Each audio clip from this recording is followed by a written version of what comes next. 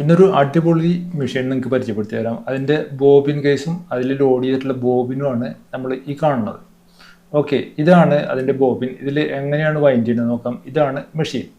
130 വർഷം പഴക്കമുള്ള ഒരു മെഷീനാണ്. ഇതിൽ അന്ന് കാലത്ത് ചെയ്തിട്ടുള്ള ഒരു കരവിരുതാണ് ഈ കാണുന്നത്. ഈ ലിവറുണ്ട്. ഈ ലിവറാണ് നമുക്ക് സ്റ്റിച്ച് ലെങ്ത് അഡ്ജസ്റ്റ് ചെയ്യാനുള്ള സംഭവം. ഓക്കെ, ഇതുപോലെ ഈ മെഷീൻ്റെ ഓരോ ഭാഗങ്ങളും ഭയങ്കര രസകരമായ സംഭവമാണ്. ഇത് കണ്ടില്ലേ, നമ്മൾ ബോബിൻ വൈൻഡ് ചെയ്യുന്ന സംഭവമാണിത്. ഇത് ഹാൻഡ് ക്രാങ്ക്ഡ് മെഷീനാണ്.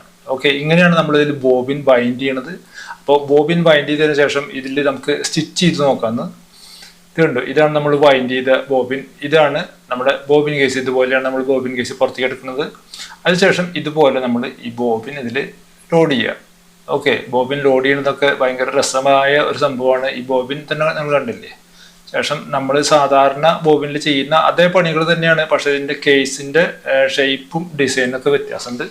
അപ്പോൾ അതിനുശേഷം ഇതുപോലെ നമ്മൾ ലോഡ് ചെയ്ത് കഴിഞ്ഞാൽ നമുക്ക് നമ്മളുടെ മെഷീനിൽ ചെയ്യുന്ന പോലെ തന്നെ സൂചിയിൽ ത്രെഡ് ചെയ്ത് കഴിഞ്ഞാൽ നമുക്ക് താഴെ നിന്നുള്ള നൂലിനെ ഹുക്ക് ചെയ്തെടുക്കാൻ പറ്റും. ഇത് ത്രെഡിങ് ഒക്കെ വളരെ എളുപ്പമാണ്, സാധാരണ നമ്മൾ ചെയ്യുന്നത് പോലെ തന്നെ. അപ്പോൾ ഇത് കണ്ടില്ലേ, നമ്മൾ താഴെ നിന്നുള്ള നൂലിനെ ഹുക്ക് ചെയ്ത് മുകളിലേക്ക് കൊണ്ടുവന്നു. ഇനി നമുക്ക് ജസ്റ്റ് ഒന്ന് സ്റ്റിച്ച് ചെയ്ത് നോക്കാം അതിൻ്റെ സ്റ്റിച്ച് എങ്ങനെയുണ്ടെന്ന്.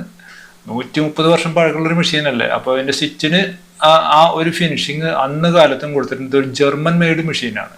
ഓക്കെ, അപ്പോൾ നമ്മളിതിൽ 2 സ്റ്റിച്ച് ഇതിൽ ചെയ്ത് കാണിക്കുന്നുണ്ട്. അടിപൊളി സ്റ്റിച്ചാണ്. നമ്മൾ സാധാരണ നമ്മുടെ മെഷീൻ്റെ ഒരു സ്പീഡൊന്നും ഉണ്ടാവില്ല, എങ്കിലും അടിപൊളി ഒരു മെഷീനാണ്.